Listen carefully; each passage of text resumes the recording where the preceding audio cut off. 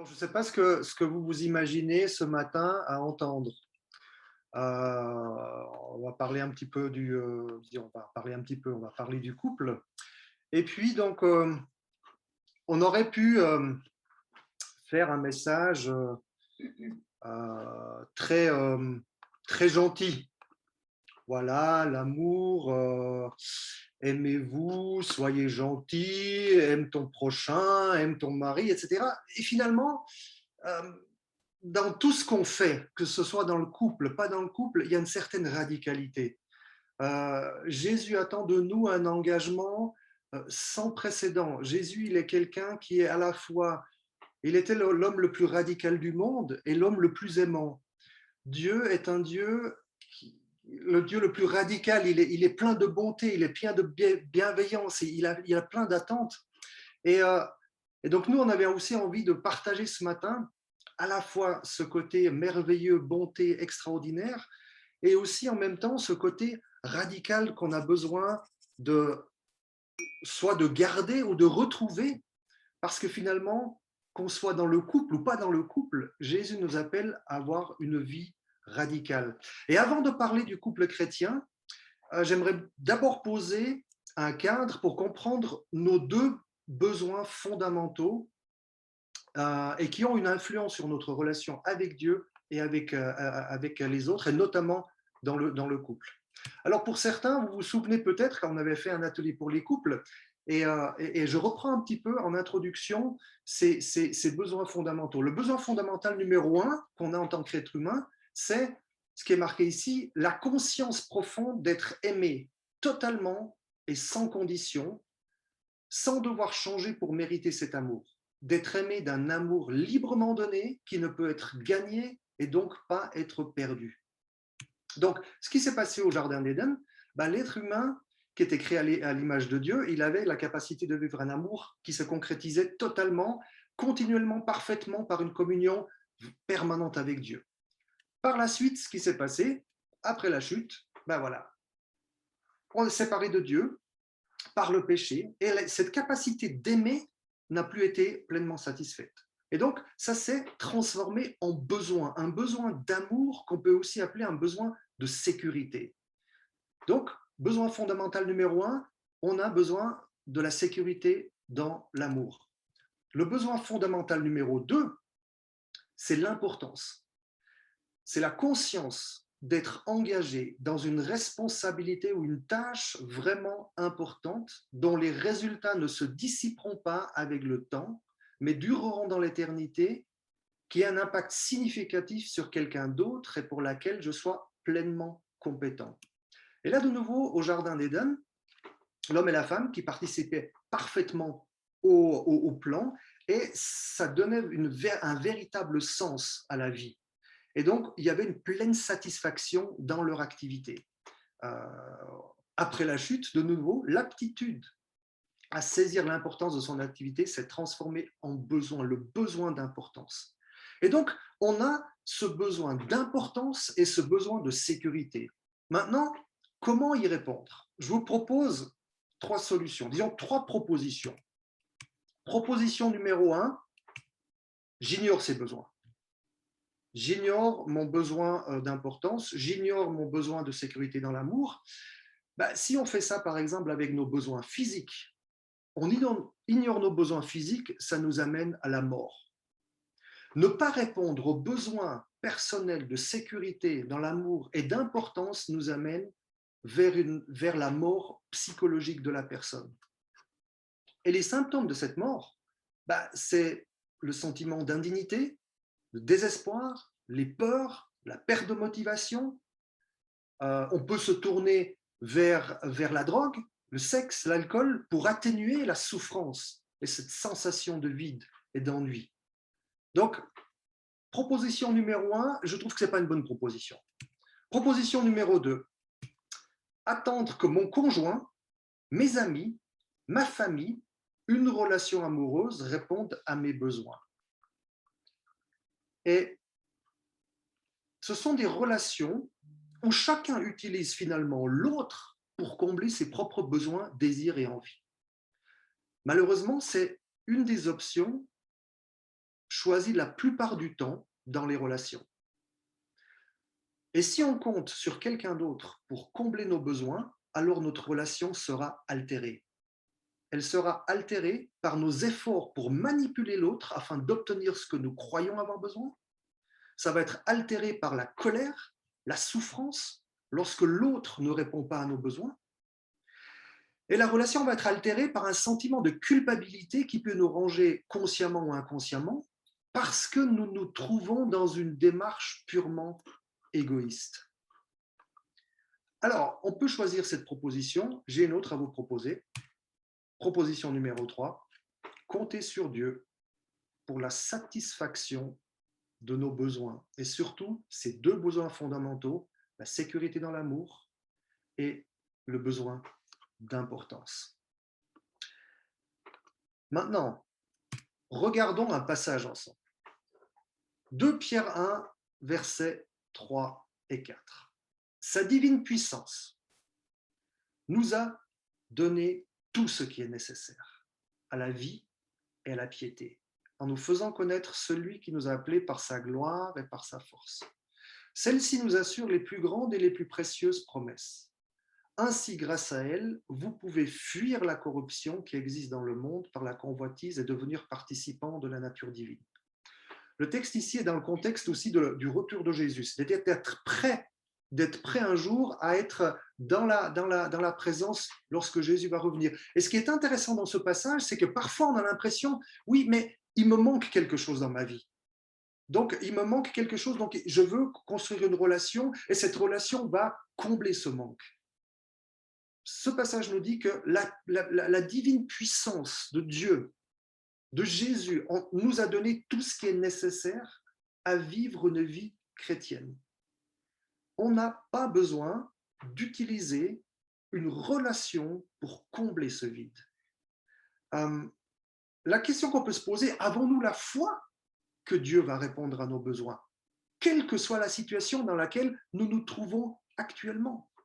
Célibataires, étudiants, mariés, divorcés, veufs, veuves, adolescents.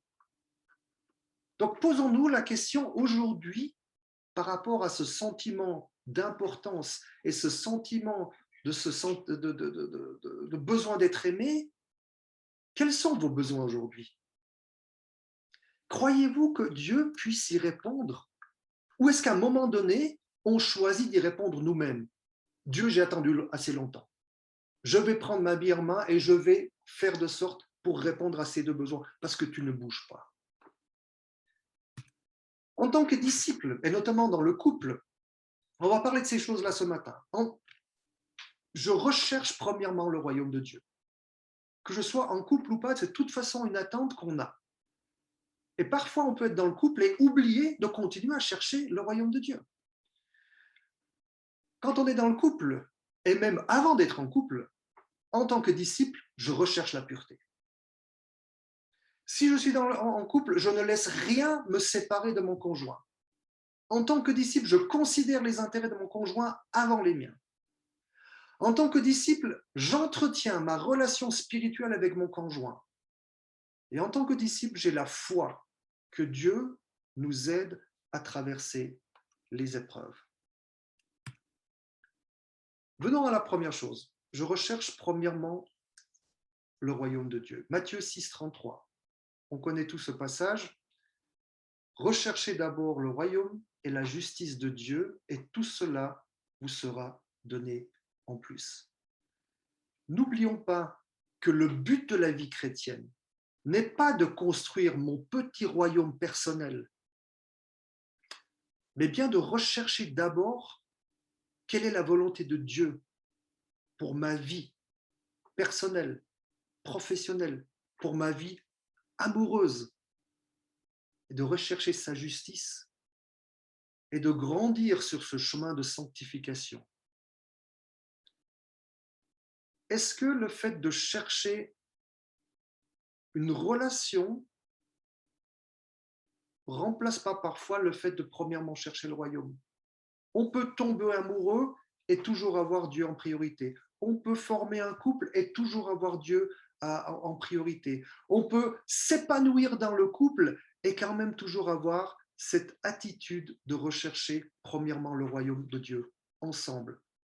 Donc ce matin, que vous soyez en couple ou pas, posons-nous la question, en tant que disciple, suis-je toujours en train de rechercher premièrement le royaume de Dieu? La deuxième chose, en tant que disciple, je recherche la pureté. Et là, je vais peut-être un peu énerver quelques-uns ou agacer ou même choquer. 1 Thessaloniciens 4,7 nous dit en effet, Dieu ne nous a pas appelés à l'impureté, mais à la consécration, ou un autre mot, à la sanctification. Et en tant que disciple, je recherche la pureté. Rechercher la pureté, ça veut dire de s'éloigner de la tentation. Rechercher la pureté, ça veut dire ne pas jouer avec les limites. Ne pas tester mes capacités de séduction. Si je ne suis pas marié, je n'ai pas de relation sexuelle avant le mariage. C'est l'attente de Dieu. Parfois, on peut vouloir chercher des règles. Ouais, mais jusqu'où je peux aller, jusqu'où j'ai le droit d'aller. Chercher des règles ou chercher la limite, est-ce que c'est une attitude d'amour? Est-ce que c'est une attitude de bienveillance envers soi-même, envers les autres? Est-ce que c'est une attitude obéissante envers Dieu? Si je suis marié, je m'abstiens de la convoitise. Comme dit Job, je fais un pacte avec mes yeux. Job, il dit ça en 31 verset 1. J'ai fait un pacte avec mes yeux. Je ne cherche pas secrètement des plaisirs solitaires parce que le partenaire ne me donne pas ce que je veux. Est-ce que je recherche la pureté dans le couple? Même en tant que célibataire. Je crois qu'on doit être plus honnête les uns avec les autres dans ce domaine. Je ne veux pas dire que oh là là, ça c'est interdit, surtout. Oui, il y a des choses que Dieu ne veut pas qu'on fasse. Mais il faut qu'on ait le courage de mettre ces choses à la lumière. Il faut qu'on discute ensemble. Il faut qu'on s'entraide. On a besoin de prier ensemble parce qu'il y a des luttes, il y a des tentations et on peut tomber. Et parfois on tombe et on a tellement honte qu'on n'en parle pas et que ça reste dans les ténèbres et ça nous bouffe. Il faut du courage pour mettre à la lumière les endroits les plus sombres de notre cœur. Et n'oublions pas que c'est dans l'ombre que le diable travaille, pas dans la lumière. Et ne croyez pas que, ouais, mais une fois que je serai marié, j'aurai plus de tentation. C'est faux. Les tentations peuvent continuer, même marié. Dis, ouais, mais j'aurai plus de. Non, non, non, non, ça continue. Soyons honnêtes avec nos conjoints, avec nos amis. Et ayons le courage, battons-nous ensemble. Personne n'est parfait. On est tous dans le même bateau. Et je crois qu'il n'y a personne qui peut dire ouais, là, on pourrait dire que celui qui n'a jamais péché, que jette la première pierre, personne ne va bouger. Donc, on a besoin de rechercher la pureté. La pureté, c'est quelque chose qui glorifie Dieu. Seul, on n'y arrive pas. Et si on pense que chacun seul dans son coin va y arriver, c'est un leurre. Simplement penser que juste prêcher, retenez-vous et gardez les commandements, ça ne va pas le faire non plus. Ayons le courage de parler, de s'entraider et de ne pas nous juger. Ne nous jugeons pas. Encourageons-nous à rester fermes et battons-nous ensemble, ça vaut tellement la peine. Je ne laisse rien me séparer de mon conjoint. Marc 10. Mais au commencement de la création, Dieu a fait l'homme et la femme. C'est pourquoi l'homme quittera son père et sa mère et s'attachera à sa femme. Et les deux ne feront que un. Ainsi, ils ne seront plus deux, mais ils ne font que un. Et que l'homme ne sépare donc pas ce que Dieu a uni. Alors, on a tous été à des mariages. On a entendu ça et on trouve « Ouais, super !» Et que le marié embrasse la mariée « Ouais !» Et qu'est-ce qui se passe 3 semaines plus tard, 3 mois plus tard? Après Jésus, mon conjoint est la personne que je veux le plus chérir au monde. Et rien ne devient plus important que mon conjoint. Ni les enfants, ni la famille, ni un travail, ni les loisirs, ni les conflits, ni les incompréhensions, ni les émotions, ni les disputes. Rien ne doit me séparer de mon conjoint. Et s'il y a besoin, on va discuter, on va parler ensemble. Je vais demander pardon, je vais accorder le pardon, mais je ne laisserai rien devenir plus important et désunir ce que Dieu a uni. Et c'est un combat pas évident, c'est un combat compliqué. On peut tellement être débordé dans certaines phases de notre vie. Et parfois, on vit des situations extrêmement douloureuses. Encore une fois, on parle ici de situations idéales vers quoi on devrait tendre. Et encore une fois, je vous dis ça, mais je me prêche à moi-même. Je ne suis pas là pour vous donner une leçon. Je suis là pour vous partager ce que j'ai sur le cœur ce matin avec Béa. Je considère les intérêts de mon conjoint avant les miens. Philippiens. Oh, là j'étais un peu trop vite. Philippiens 4, versets 1 et 2. Je vous encourage donc, moi, le prisonnier dans le Seigneur, à vous conduire d'une manière digne de l'appel que vous avez reçu. En toute humilité et douceur, avec patience, supportez-vous les uns les autres dans l'amour. Efforcez-vous de conserver l'unité de l'esprit par le lien de la paix. Alors vous dites, c'est bizarre ce passage, qu'est-ce qu'il doit faire dans le mariage? C'est vrai que c'est un passage qu'on utilise rarement dans le contexte du mariage, du couple. Et pourtant, le couple, c'est peut-être une des premières cellules du corps du Christ. Et donc, en tant que disciple dans le couple, on va se battre pour l'unité de l'esprit. Et on va être un artisan de paix dans le couple. Ça ne veut pas dire qu'on va fuir les conflits. Ça ne veut pas dire qu'on va enterrer les complications. Mais on va mettre les choses sur la table. On va les résoudre. Et si besoin, on peut chercher de l'aide pour les résoudre. Encore une fois, s'il n'y avait pas des personnes qui s'impliquaient régulièrement dans notre couple, on n'y arrive pas parfois. On a la tête dans le guidon. On n'est plus objectif. On est complètement subjectif. Et comme vous me connaissez, quand il y a beaucoup d'émotions, j'ai du mal à avoir un esprit clair. J'ai du mal à réfléchir de manière sensée. Et j'ai besoin des gens de l'extérieur qui m'aiment et qui veulent venir m'aider pour pouvoir voir ce que je dois voir, comprendre ce que je dois comprendre et changer ce que je peux changer. Parce que je veux garder ce lien de la paix, cette unité.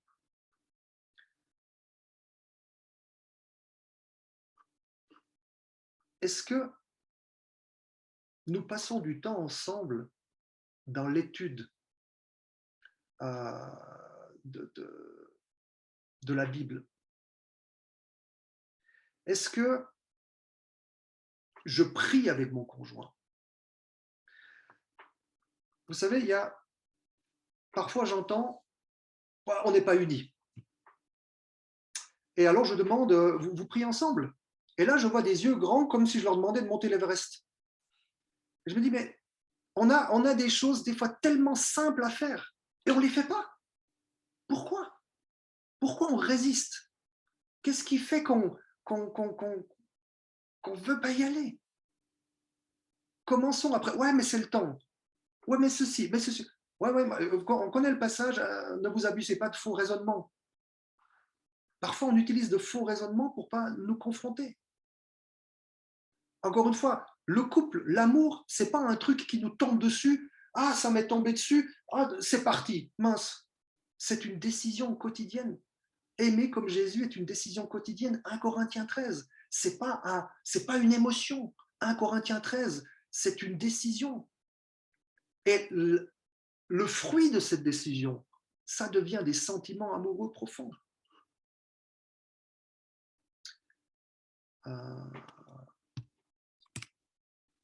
J'ai la foi que Dieu nous aide à traverser les épreuves. Ésaïe 41, versets 8 à 10. En tant que disciple, j'ai la foi que Dieu nous aide. Et encore une fois, je ne veux pas vous dire, devenez chrétien, ayez un couple radical, obéissez à Jésus, et tout va être génial, ça va être super. Oh, les Rémi, tout va bien chez les Rémi. Je peux vous dire, et puis beaucoup, vous connaissez notre vie. tout va pas si bien, pas toujours. On a eu des moments extrêmement compliqués. Et les épreuves, ils viennent, que vous le vouliez ou pas. Les épreuves vont venir. La question, c'est quelle est l'attitude qu'on a au moment où ces épreuves sont là. Ésaïe 41, mais toi, Israël, tu es mon serviteur. Jacob, tu es celui que j'ai choisi, le descendant de mon ami Abraham. Je t'ai pris aux extrémités de la terre. Je t'ai appelé d'une région lointaine et je t'ai dit, tu es mon serviteur. Je t'ai choisi et ne te rejette pas. N'aie pas peur car je suis moi-même avec toi. Ne promène pas des regards inquiets car je suis ton Dieu. Je te fortifie, je viens à ton secours, je te soutiens par ma droite, la main de ta justice. Je trouve que ce passage, me touche beaucoup parce que il y a des moments où j'ai eu peur. Il y a des moments où j'ai douté de la présence de Dieu. Et il y a des moments où j'ai eu des regards inquiets. Et à chaque fois, Dieu m'a fortifié, nous a fortifiés. Dit, je suis ton Dieu. Combien de fois on n'a pas dû aller à genoux devant Dieu avec des larmes, en se posant des questions, mais combien de temps ça va encore durer?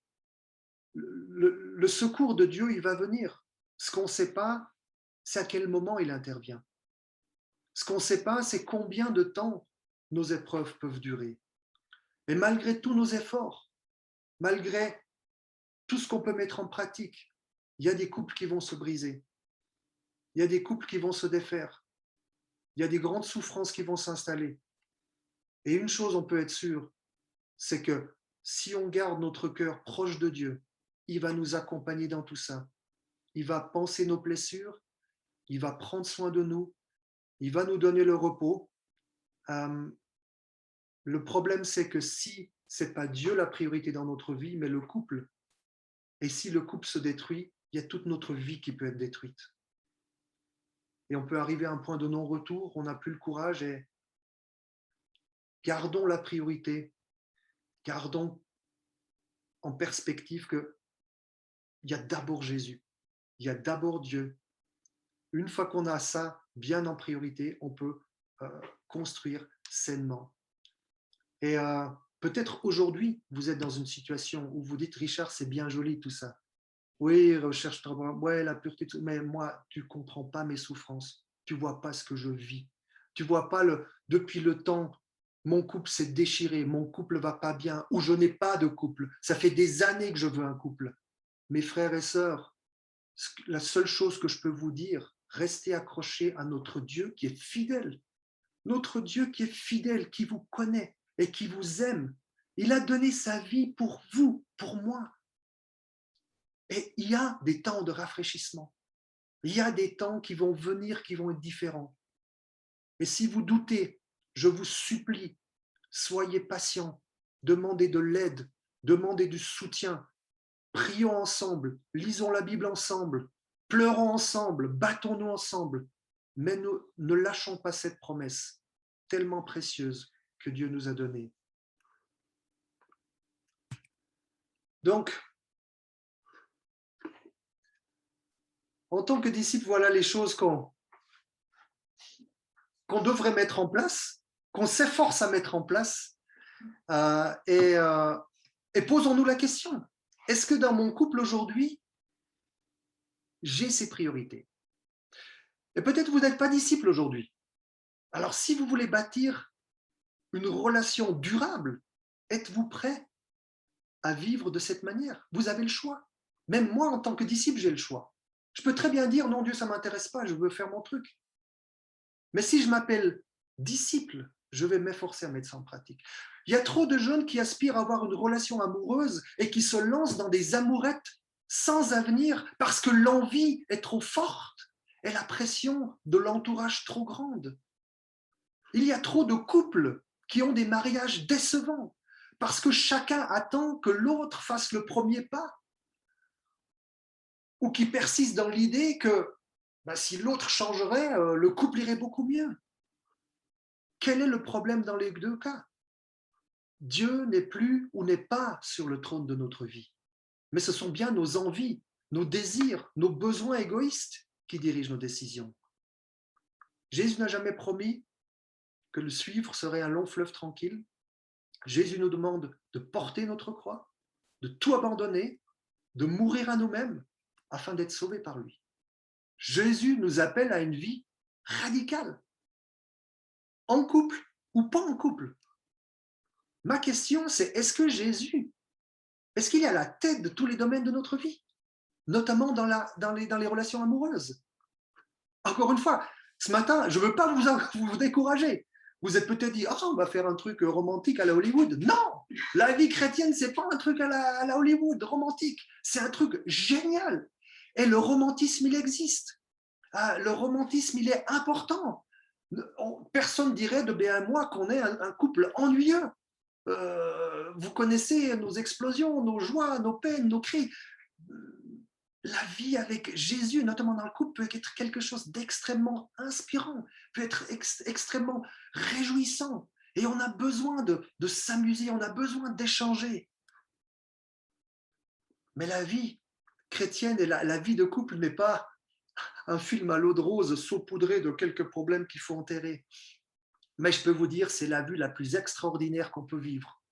D'abord, peut-être seul en tant que célibataire, et aspirer, si vous le désirez, aspirer à créer un couple, aspirer, discuter avec les couples qui sont dans l'église, comment vous êtes connus, qu'est-ce qui s'est passé, racontez, on a des histoires. Les couples ici ont tous des histoires complètement extraordinaires, tellement inspirantes. C'est la vie la plus extraordinaire et la plus riche dont on peut rêver. Donc, si nous choisissons Dieu, soyons radicaux comme Jésus l'était. J'aimerais donner maintenant la parole à Béa et ensuite nous attendrons aussi Éric et Corinne Sainte-Croix.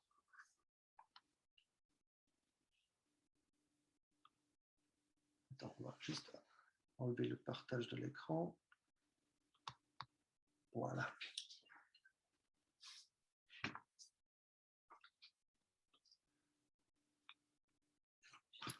Hein? Hop là. Là. Petit ajustement technique.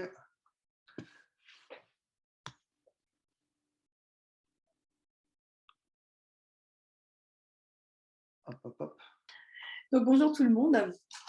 Donc, aujourd'hui, dans mon témoignage, j'aimerais mettre en avant les bienfaits, les conséquences positives des choix radicaux que j'ai faits, que nous avons faits dans le couple par amour pour Dieu. Et en mars ou avril 1991, donc, j'ai décidé de dire à Richard que malgré le fait que je l'aimais, je désirais mettre un terme à nos relations physiques, car je voulais obéir au commandement de Dieu.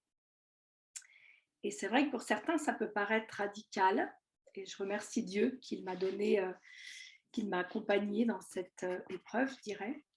Mais en fait, les bienfaits, c'est que ce que ça a produit, c'est que ça a incité Richard à venir à l'église de Munich. Puis il a commencé à étudier la Bible. Et cette décision, en fait, m'a permis de réaliser que Richard ne voulait pas me perdre et qu'il m'aimait. Donc, j'ai beaucoup gagné à travers cette histoire.